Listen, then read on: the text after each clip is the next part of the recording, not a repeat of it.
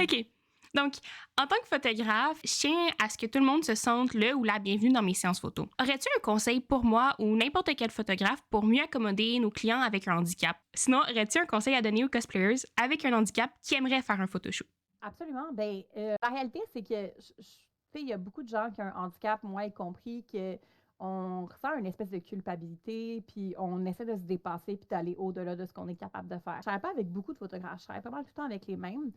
Tous ceux avec lesquels je travaille sont capables de lire un peu les signes que ça va moins bien. Fait que même si je dis non, non, non, je suis capable de continuer, c'est juste d'essayer. Tu sais, si tu vois que la personne elle commence à être fatiguée, elle commence à grimacer, elle a des douleurs, elle a ci, elle a ça, c'est d'essayer d'aller au-delà. Il y a un photographe avec qui j'aime beaucoup travailler, Bahamut Knight. Je sais pas si tu le connais, il est super poli, il est super doux, puis tout. Puis là, l'autre jour, on était en shoot, puis j'arrêtais pas de comme me lever, me promener. Puis là, il était comme, tu t'assois. Mais il est tellement doux, il est tellement gentil, puis c'était vraiment avenant, puis c'était vraiment caring parce qu'il voyait que j'étais en train d'en faire trop, puis il était comme, non, non, non, je la connais assez pour savoir que là, elle a mal. Fait qu'il était comme, non, tu t'assois, là. Il a pas dit bête, là, mais il me l'a dit fermement, puis j'étais comme, you got me there. Puis je me suis assise. Fait que comme photographe, peut-être être attentif aux signes que peut-être, ouf, on dirait l'énergie est en train de descendre, la douleur Yeah. est en train de descendre, puis juste comme insister, là, t'as l'air fatigué, t'es sûr que tu peux pas t'asseoir. On peut faire des pauses assises, tu sais, on peut faire des pauses couchées même, ou on peut prendre une pause, c'est pas grave, tu sais.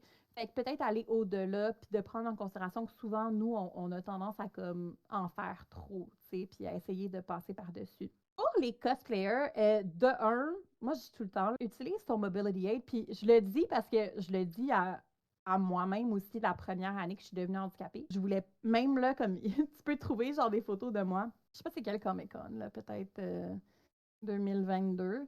Puis genre, mon bras est tout le temps derrière parce que comme je cachais ma canne derrière moi, ou genre, des fois tu vois les photos, ma canne est genre à terre parce que je voulais la cacher et tout. Fais pas ça.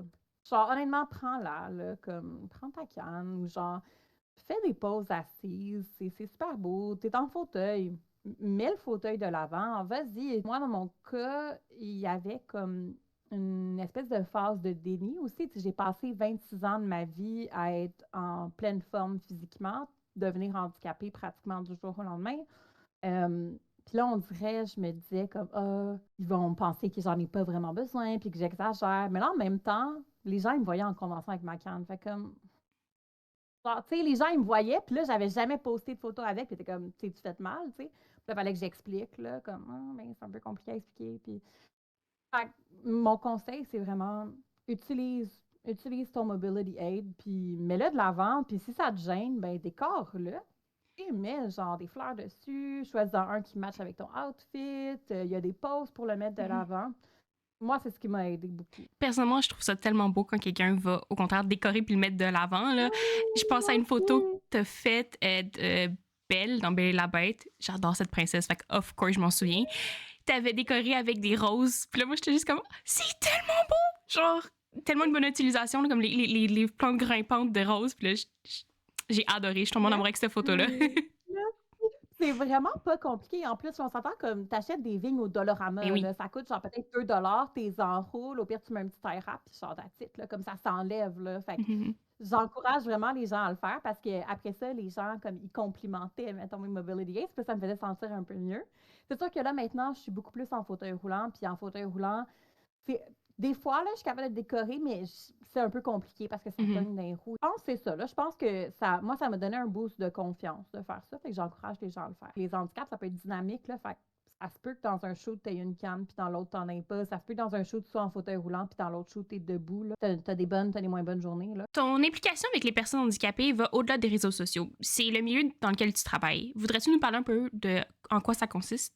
Dans le fond, je suis travailleuse sociale. C'est là-dedans que j'ai étudié. J'ai gradué en 2016. Fait que ça fait quand même bientôt 10 ans que je suis travailleuse sociale. Dans le fond, moi, avant, je faisais de la thérapie pour les proches aidants de personnes handicapées ou de personnes âgées. Puis là, on dirait, je me disais comme, ah, les gens, ils vont me posaient des questions par rapport à ma canne. Les gens, ils pensaient vraiment que dans mon arrêt maladie, après comme 1 mois ou 2, j'allais péter le feu, mais ça a juste continué à se détériorer. Donc, je m'étais dit, OK, je vais arrêter le travail social à moins que je trouve quelque chose pour les personnes handicapées. C'est la seule raison que je retournerai en travail social. C'est un job qui est très difficile. Puis là, à cause de ma condition, je ne peux plus faire de visites à domicile. Puis même où je travaillais, c'était comme le building était accessible, oui, puis non. Là. Tu sais, je veux dire, la personne pour qui je travaillais était super, tu sais, elle m'aidait beaucoup, mais la propriétaire du building, en tout cas, il y a eu quelques accrochages. Donc, j'ai eu cette opportunité-là. En fait, je n'ai même pas cherché un emploi, là, ça s'est juste offert à moi. J'ai été comme recrutée par une firme, puis là, en ce moment, je travaille avec une équipe médicale pour obtenir des crédits d'impôt pour les enfants handicapés, ce qui est comme un privilège, là, vraiment, tu sais, d'avoir la confiance de leurs parents pour travailler là-dedans. Donc, en ce moment, c'est ça, on est comme toute une équipe. Et moi, je travaille à comme évaluer les dossiers, faire des évaluations supplémentaires, puis dans le fond, j'aide à remplir les formulaires parce qu'on parle ici d'handicaps qui sont souvent invisibles. Donc, j'ai beaucoup de jeunes qui sont sur le spectre de l'autisme. J'ai beaucoup de jeunes qui ont un TDAH, mais qui les rend non fonctionnels. Des problèmes de santé mentale, de l'anxiété, des choses comme ça. Tu sais, moi, je dis tout le temps, là, moi, comme j'ai le bon handicap, là, j'ai fait ma demande pour mon crédit d'impôt pour personnes handicapées, puis je pense que ça a pris comme 4 mois, puis le gouvernement était comme OK, cette personne est légalement une personne handicapée. Parce que je peux pas marcher aussi rapidement que les personnes de mon âge. Je peux à peine marcher, je peux pas aller loin. Fait que c'était facile. Mais quand on parle, mettons, de spectre de l'autisme ou des choses comme ça se manifeste de façon beaucoup plus subjective. Fait que c'est beaucoup, beaucoup, beaucoup de travail. Mais dans le fond, la firme avec qui je travaille, on a un taux de réussite de presque 98 %. Donc, la presque totalité là, des enfants qu'on rencontre, on est capable de leur obtenir le crédit d'impôt. Ouais, c'est vraiment une job super, là, comme, tu sais, ça fait longtemps que je travailleuse sociale, mais de dire que, comme, des fois, je parle avec des parents, puis comme, je viens les yeux pleins d'eau, puis je viens vraiment émue, parce que moi, je suis devenue travailleuse sociale dans la réforme Barrette, là, fait que j'ai vu, comme, vraiment à quel point ils ont fait des coupures dans le réseau de la santé. Fait que parler avec des parents qui me disent, ben, ça fait 6 ans que je suis en attente de service au CLSC, puis il n'y a rien qui se passe. Fait que d'obtenir le crédit d'impôt, pour eux, ça va leur permettre littéralement d'aller chercher des ressources au privé pour aider leurs enfants. Puis plus tu vas chercher des ressources quand l'enfant est jeune, plus tu as de chances que son intégration dans la communauté elle soit optimale. Mais le problème, c'est qu'il y a tellement d'attentes dans le réseau de la santé. À mon humble avis, c'est pas normal que les parents doivent aller chercher des ressources au privé, mais on est là en ce moment avec notre réseau de la santé. J'en parlais avec ma boss cette semaine là, parce qu'on a eu une maman qui a reçu comme 34 000 de crédit d'impôt pour ses enfants. On était comme, change une vie, ce montant-là. Ça change une vie. Comme c'est insane, vraiment, parce que là, cette maman-là, elle va pouvoir, de un, investir dans l'avenir de ses enfants, parce qu'une fois que tu obtiens ton crédit d'impôt pour personnes handicapées, il y a plein d'autres services gouvernementaux qui s'offrent à toi, puis elle va pouvoir avoir des ressources au privé pour ses enfants. Fait que c'est vraiment cette job-là, je le fais comme, j'aime pas dire ça, mais c'est vraiment une vocation pour moi. J'adore cet emploi. Et ça paraît quand on parle, là, t'es Oui. passionné, puis c'est le fun que t'aies quelque chose comme ça. Et je sais que je suis privilégiée parce que je travaille de la maison, là, je travaille à temps partiel, puis dans le fond, presque toute mon équipe de travail, on est tous handicapés, donc soit physique ou au niveau des fonctions mentales, des choses comme ça. Pas tout le monde qui est handicapé est capable de travailler, pas tout le monde qui est handicapé est capable de trouver un emploi non plus. Mhm. La plupart des gens que je connais qui sont en situation de handicap essaient, ils appliquent à plein d'emplois, puis ils se font rejeter.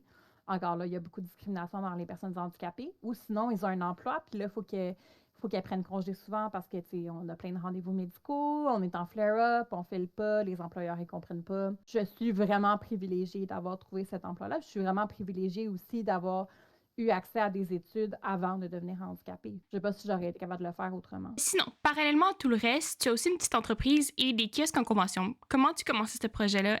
Quel était ton but? Ça fait longtemps que je sais que je voudrais être couturière, mais c'est comme pas nécessairement un métier facile. Puis moi, je veux pas comme je tiens pas à juste faire dans le cosplay non plus. C'est sûr que comme ben là, avec les tarifs et Trump et tout, peut-être que ça va augmenter la demande, mais en ce moment, mettons faire des commissions de cosplay. Je le fais juste à des amis proches parce que c'est beaucoup de travail. Puis sur AliExpress, tu peux pogner des cosplays à comme 30-40 $. Moi, à un moment donné, je me respecte trop là-dedans pour charger 2 $ de l'heure de mon temps de travail, tu sais. Fait que les gens, ils peuvent pas se payer un cosplay sur mesure.